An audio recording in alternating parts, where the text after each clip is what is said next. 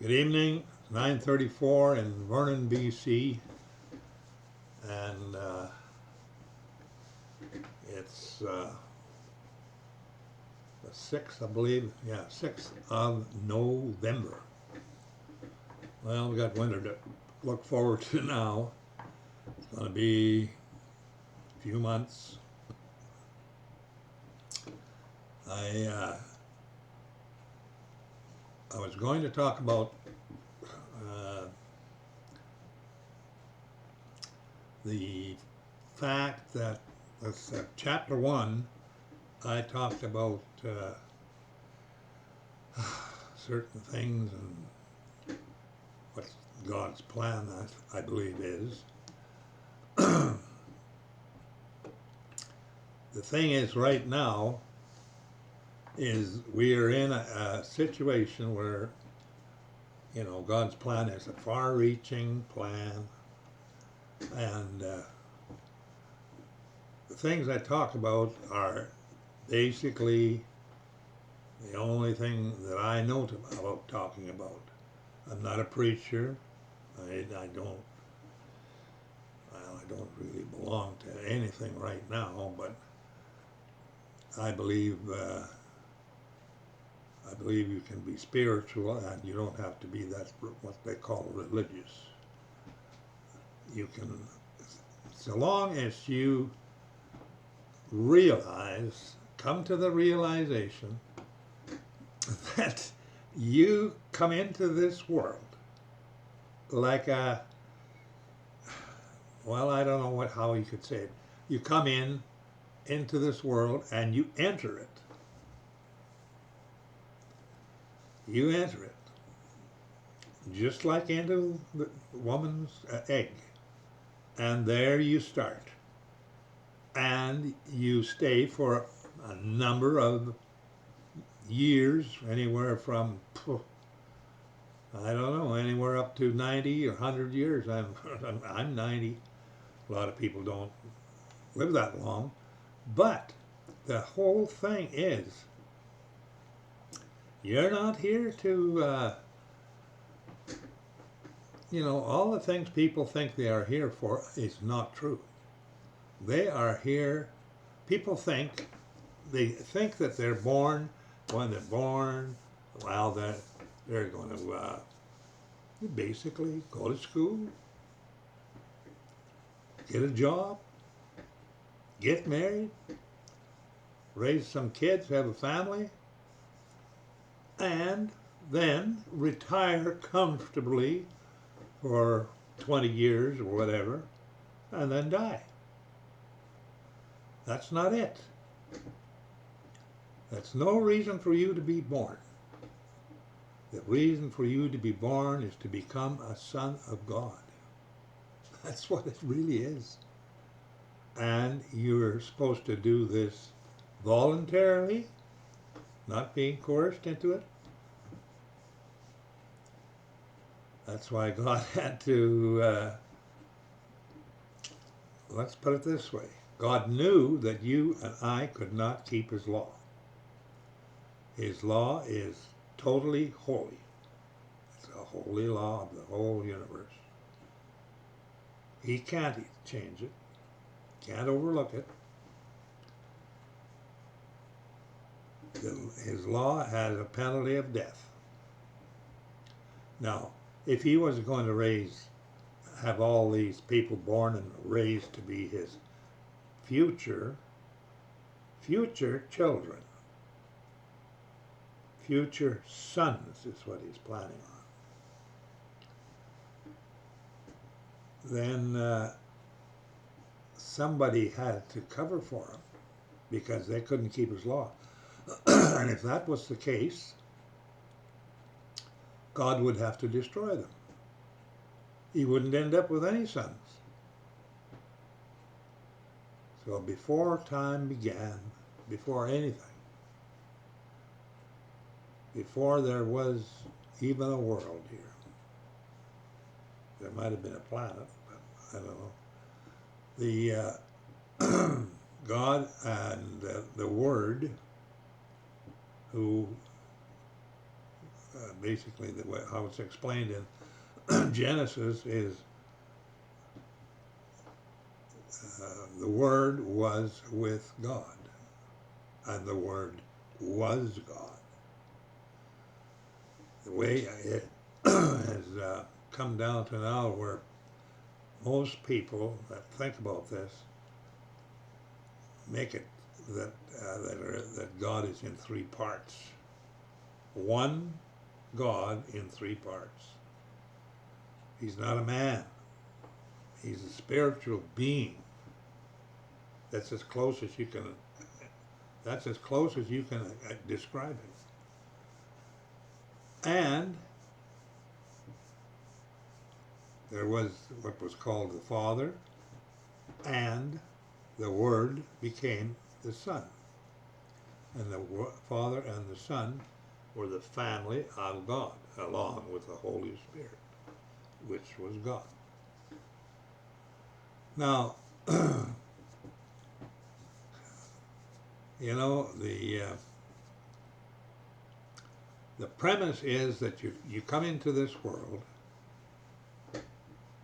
predestined practically, because God knew who you were going to be before you were born, and knew what you were going to do, knew it all.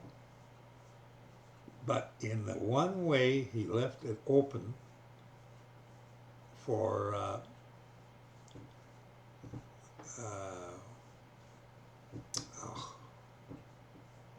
choice, that you could choose to be his son, and you would want to be his son.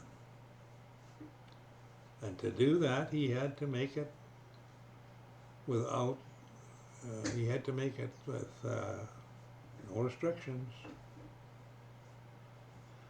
He had to make it where it was self-determined that you followed him and wanted him and would worship him.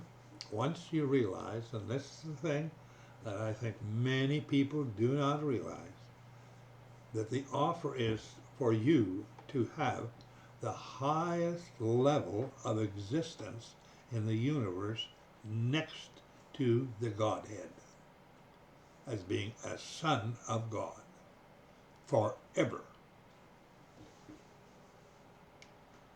That's a hard one to swallow sometimes. I mean, oh man.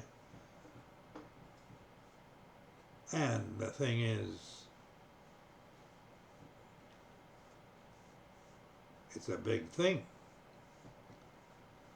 Now, I'm going to, include this in this second chapter here, that's for sure. Now, in the business of this happening and going on, and we get to visualize, and we get to observe,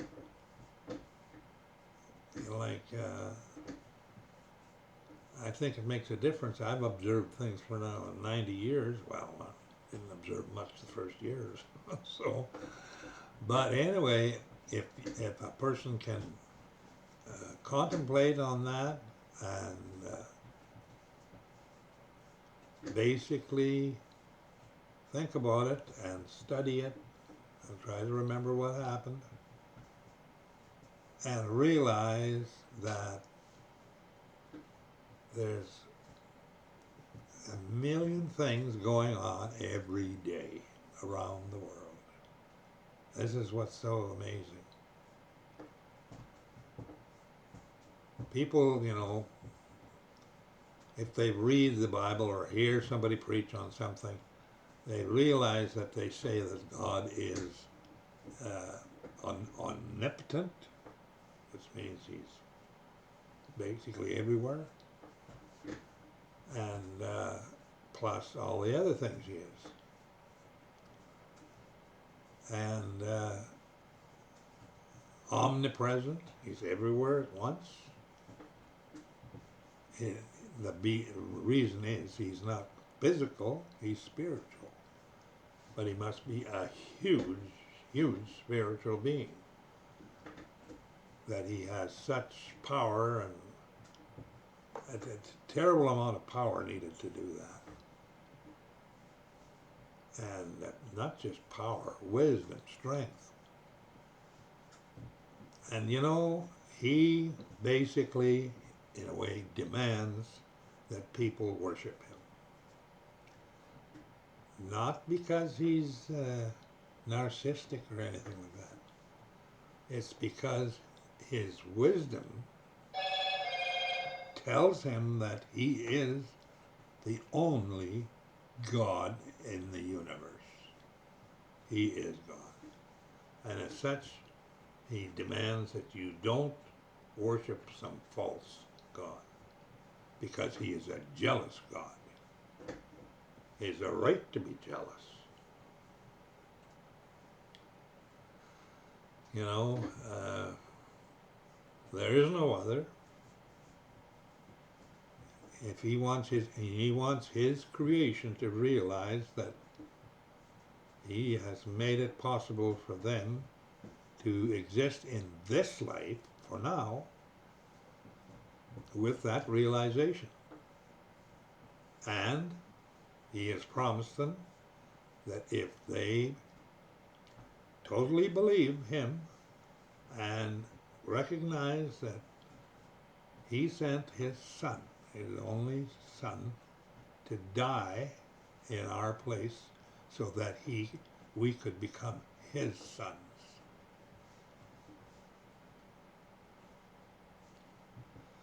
Now, that didn't happen overnight.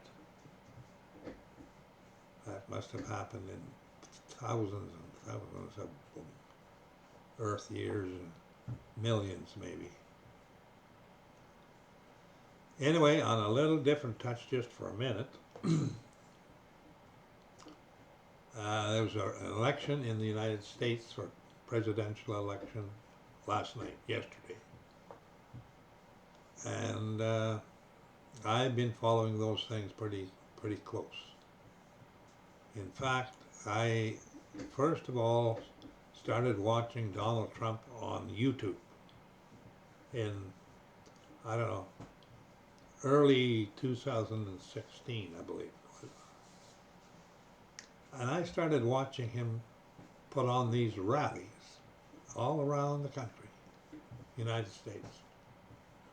Man, there was like thousands and thousands of people at each rally, up in the 30,000, 50,000, 40. And I thought, what is going on? What the heck does this guy have? So in October, I think it was about October the 25th or something like that, I flew to New York. I got a cheap ticket to New York. I think it was 400 bucks return. And I flew there, and I was going to stay there for 3-4 days. I was going to look up Trump Towers. I was going to look up some other stuff. And I wanted to see New York a little bit too, but that's basically why I went there, because he had impressed me that much. I went to New York. I went to his tower, and the tower that he came down.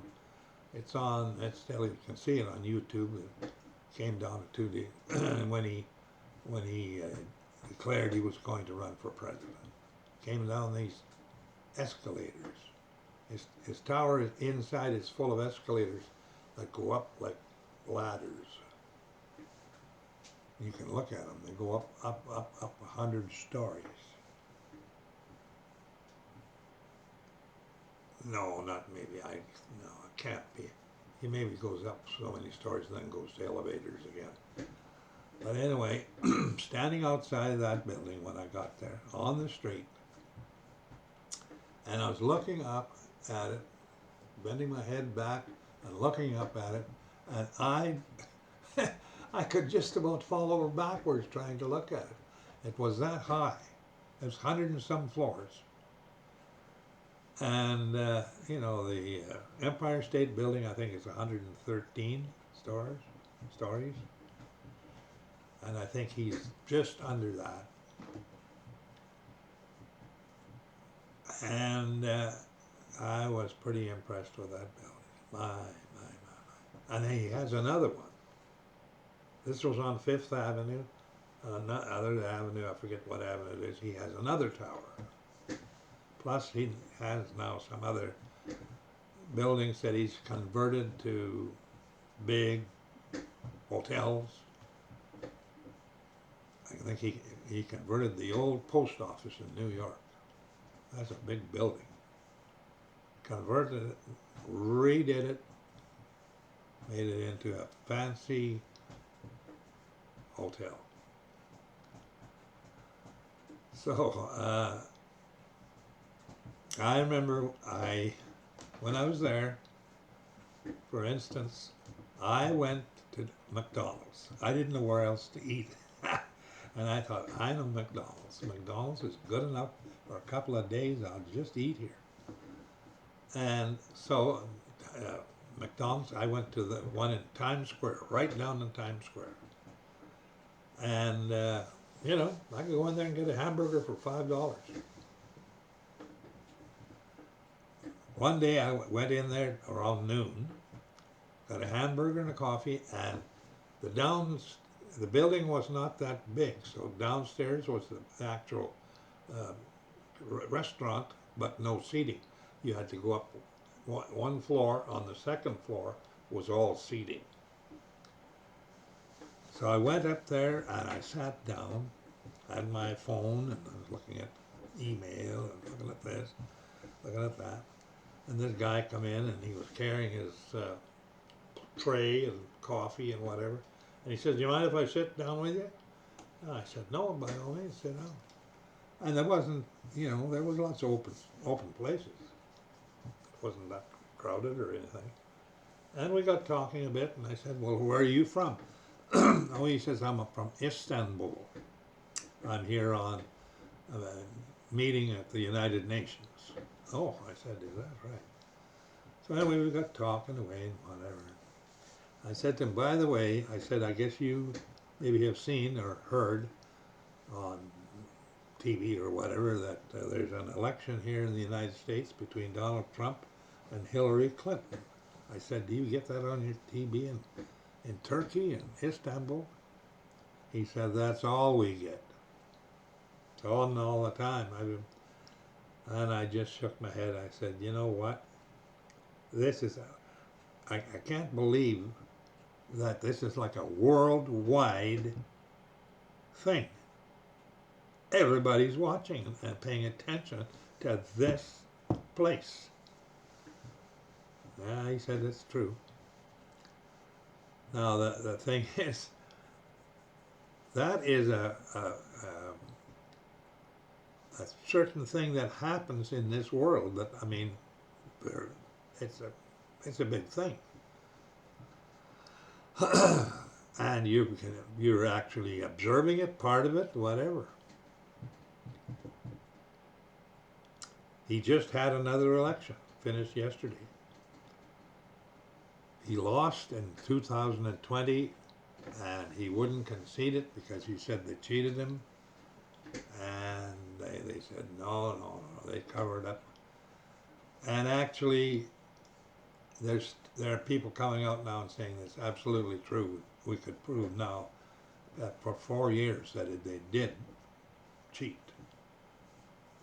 And, you know, the way they did it, I mean, the thing, they did it blatantly, but you couldn't prove it the next day. No trail, no nothing. This time they said they won't allow that, and I guess this time they did, because he's going to have 300 and some electoral seats. And you think he's not won back the Senate, and he will have most likely the Congress too. And the Supreme Court is mostly conservative. So he has a full range of power. It's going to be the most powerful president most likely in history there. He's been shot at twice. Oh no, he's been shot once, but he was attempted, there was an attempted, another one that they got, and they shot him. Now, and he was hit once. They've had like 34 different court cases and charges, all of that. They never had, he never had any problem with anything until he ran for president. And the Democrats wanted to get rid of him. And they, I mean, it was scary to watch because, you know, if things turn that evil and that bad, that they try to kill the guy who's running for politics in that country, that's as bad as, you know, that's as bad as the worst communist country or whatever. Now that's sort of like a signal to things, you know, like for instance, there's a lot of people said, oh, he can't be president because he's this and he's that. But the fact of the matter is that God decides who's going to be the leader of a country. And a lot of times, you don't agree with it at all, but they are. And they usually, in some cases, appear to be this leader that you deserve. It may not be the one you like. And I know everybody thinks that they vote and that's how come you get elected. You could vote, I think, all you like. It just depends on. When I was growing up, I only heard any kind of news at all approximately maybe once or twice a month. I'd get the Free Press Weekly once in a while. We'd get it at the house, or the Western Producer. To start with, we didn't have television. We had radio. And I was not bombarded by ideas all the time. In fact,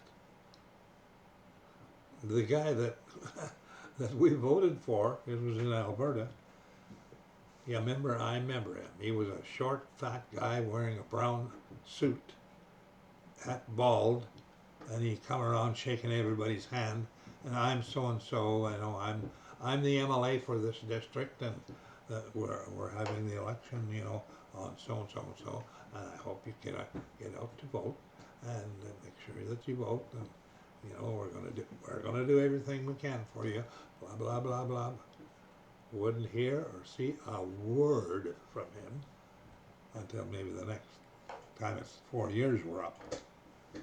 And I got sort of a sour taste in my mouth from politics right off the bat. I didn't think much of it, that's for sure. I didn't know anything about it, but it was like, these are not guys you'd want for your buddy. Anyway, that changed. And over the years, now let's say that when I was, say, 15 years old or something, 10, 12 years old, that's like close to 80 years ago. Huh. And every decade that changed. Pretty soon we had TV and we had this and we had power. And all these things came in. And then television came in. And to start with, television really wasn't that intrusive, really. There might have been a few ads on there, but that's about it. I don't really remember the media influencing me to any great extent until maybe, I don't know, 2000.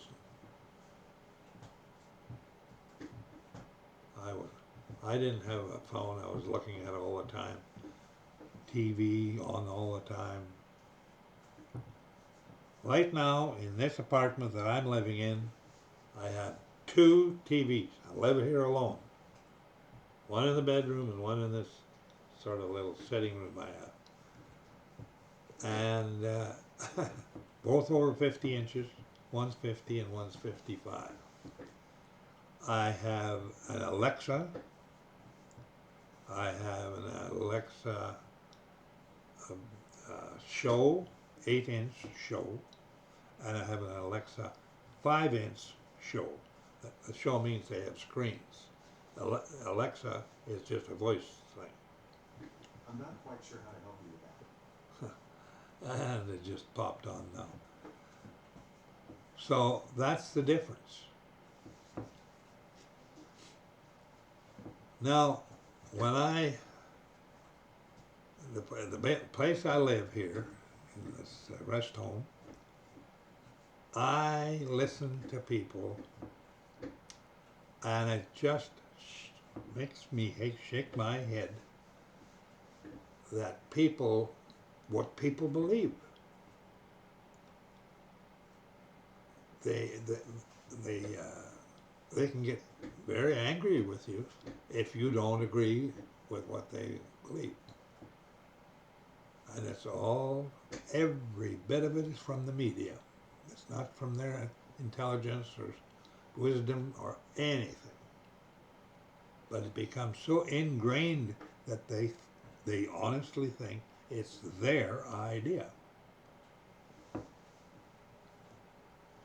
And they can't separate the fact that media is media. It's controlled. And it's really bad. I mean, when they can control people. For instance, politicians can lie to you on Tuesday. And by Wednesday, you'll be really upset with these banking, blasted politicians who are so rotten and dirty, they're lying about everything. On Thursday, well, you're watching the news again. By Friday, you say, oh, well, it must be that. I guess they're right. I guess that's what it is. That's how easy it is to deceive a human being. Now, I say that men are very susceptible to this, but women are even more susceptible. Not just in listening to it, believing it. Nothing anybody can do about that. That's the sign of the times. That is where we're headed. Control. It'll be final control. Now, the one thing that's come up lately is the business of what they call self-inflicted suicide. Well, I think assisted suicide. I cringe when I hear that. I know that the idea now is, oh, well, if he's suffering, he can be suffering. Just get the nurse to come with a needle and end my life. That's it. I was talking to the woman at the office where I still go, and she was saying, well, I said, do you have a dog? Oh, I put him down a year ago. Oh, is that right? I said, what was wrong with him? Oh, he had cancer. Oh, I said, how did you know he had cancer? Oh, he had cancer. I said, are you now, you can talk dog? Is that how you knew, or what? No, the vet said he had cancer. And he said, so we put him down. Now I thought, and I said, I don't think that's a good idea. A dog deals with pain way different than you and I do. And not that he's an animal, but a dog is quite a different animal. It is an animal that is conducive to humans. It is basically 100%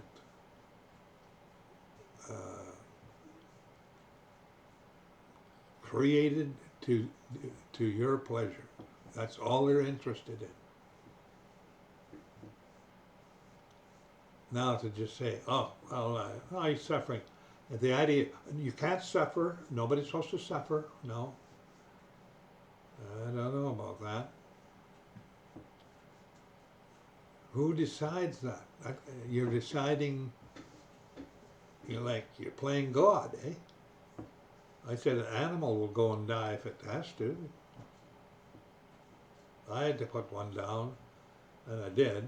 The only one I ever did in my life was an old big red I had, and I had it for a long time. The big red setter German Shepherd combination. He was a very, very good dog.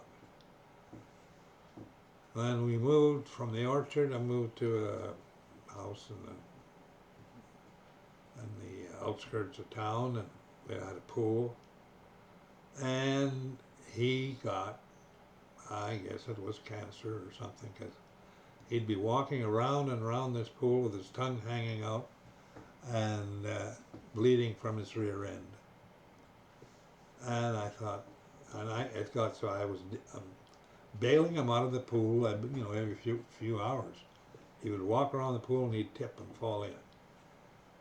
So I just said, we can't, this is too much.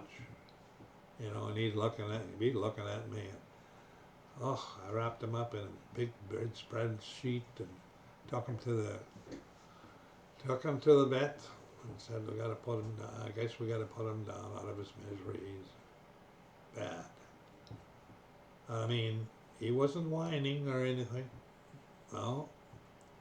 And when I laid him on this table, and I left the bed sheet, the bed spread or whatever it was, wrapped around him, and he turned and he saw when I left, he turned and he looked at me, turned and twisted his head and looked at me, just looking at me.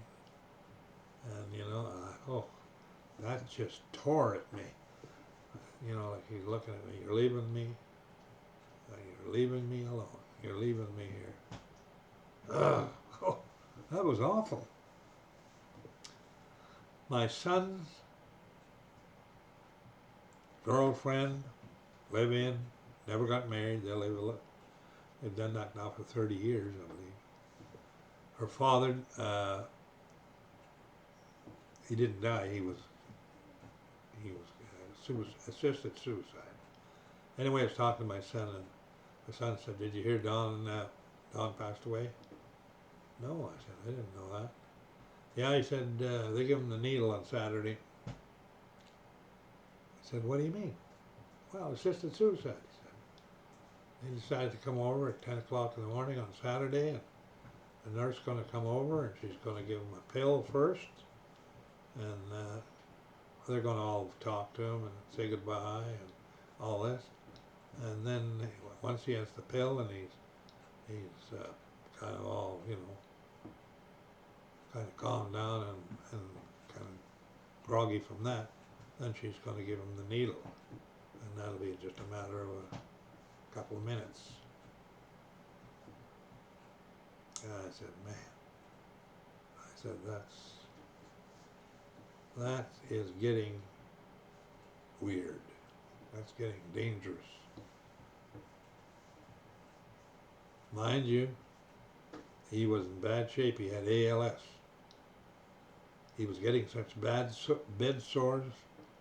He couldn't get out of his chair. He was in this chair 24 hours a day. She'd try to wrestle him around to get change clothes on him or do something, and get his diapers off and get diapers on him. And I mean, he was quite a big, heavy man. So I think that the idea was he's getting too hard to look after. He said he didn't want to do this, try to keep on with this anymore, because there's absolutely no chance getting better. That's pretty hard to argue with, But that's a new thing. Abortion first, call it a fetus and kill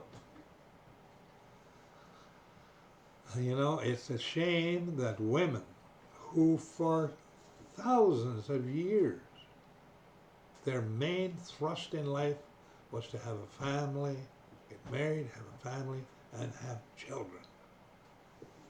Much more than a man, women wanted children and a family. And they did. They raised the family. They raised the children. In most cases, the husband, he was there, but not as intimate at all as the mother. And she was very involved in her children. Now it has become like a disease. They don't want children. They want to kill them. And they want the freedom to have sex the same way as man. No repercussions. Nothing. No consequences. Well, all these things build up to something that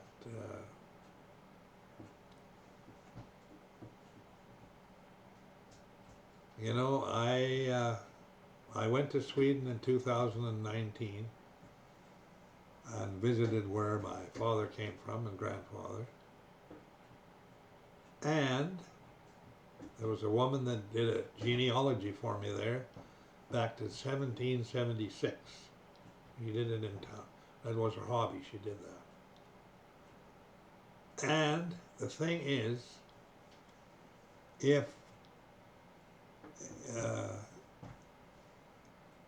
I wouldn't have,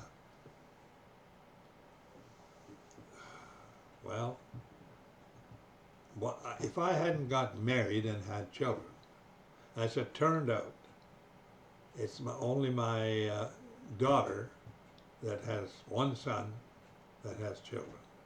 My two sons, both living with women and not married or anything, no children. Now that they have broken my hereditary line, the sons have, because now it ends. And I'm here because my line did not end. Right back to the beginning. There couldn't have been one break in it, or I wouldn't be here.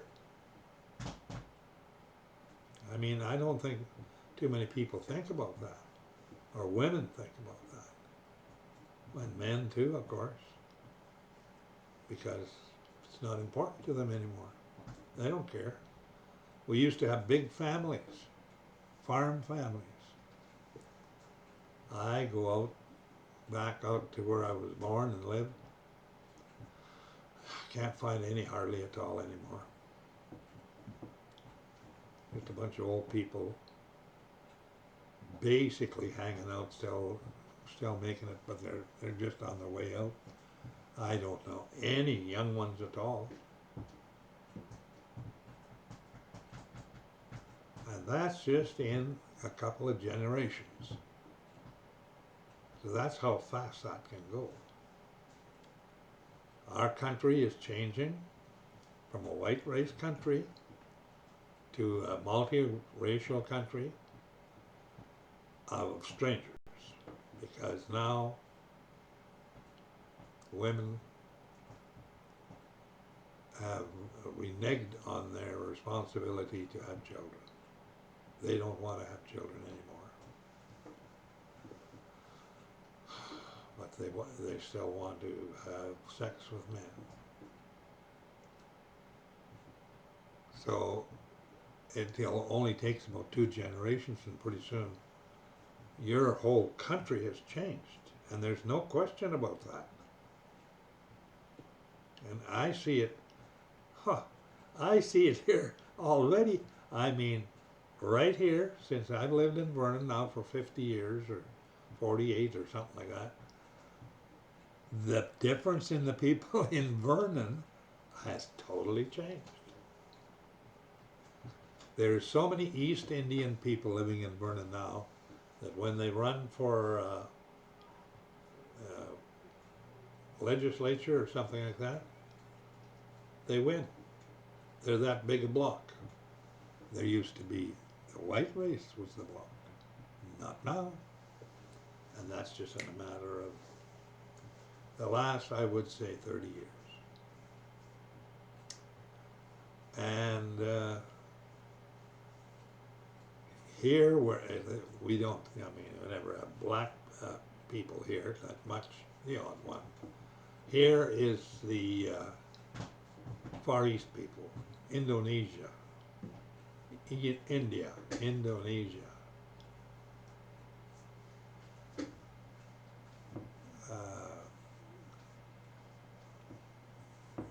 What would be the, I think one of the main ones is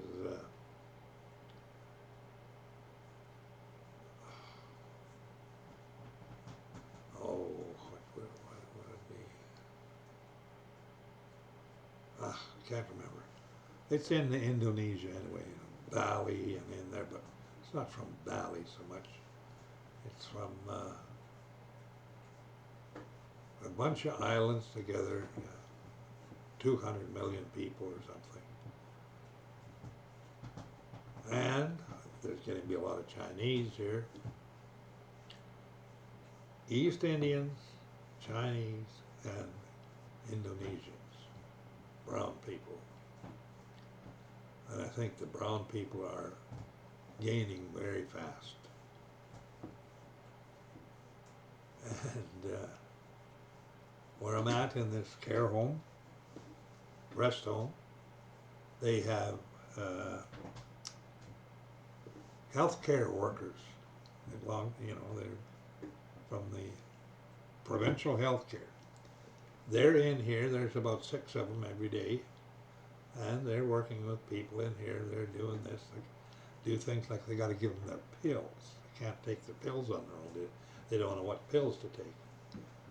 Okay, bath. They have to give them a bath, and they have to push them around in wheelchairs a bit, and other things. I don't know. But they're just about 100%. Except I saw one white woman there today. They changed quite a bit. I was in Walmart a week ago, and I'd been told this anyway. They said, go to Walmart to see who's working there now. So I went to Walmart, and I was at this one desk, you know, what do you call it? Courtesy desk, or, you know, whatever it is. Customer desk, customer service. And I'm standing there looking at them, and everybody in the customer service, was about 3 of them, they were all East Indians types. I turn around and look at all the tellers. All of them were East Indian. I saw several East Indian guys wandering around, and I thought, what has happened here? And I said to this girl, I said, how come I just see East Indians working in here? Why, there's something wrong with them? I said, that's not what I asked you. I said, why do I only see East Indians working here? Doesn't matter. If you don't, what are you going to do about it? And I said, well, I was going to ask you, but I guess you answered the question. Now, I suppose Walmart is able to pay them less or something. That's the only reason I can see. Either that or the manager, the new manager in Walmart is an East Indian who hires. And I would guess that's maybe part of it.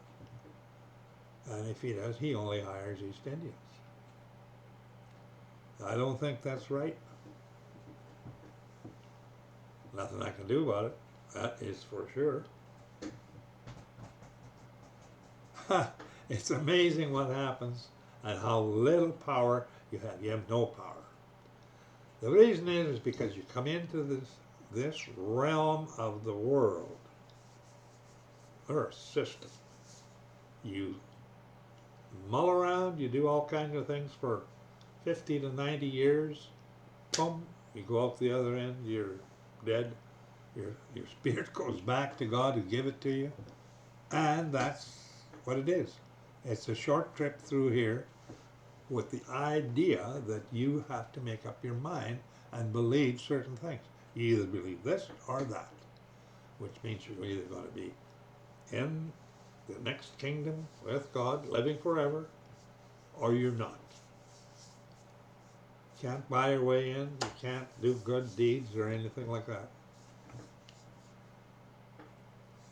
It's a strangest thing, and yet it's a very powerful thing when God says, you have to believe that I sent my son here, and you have to believe that he died for you, so you could be my son, and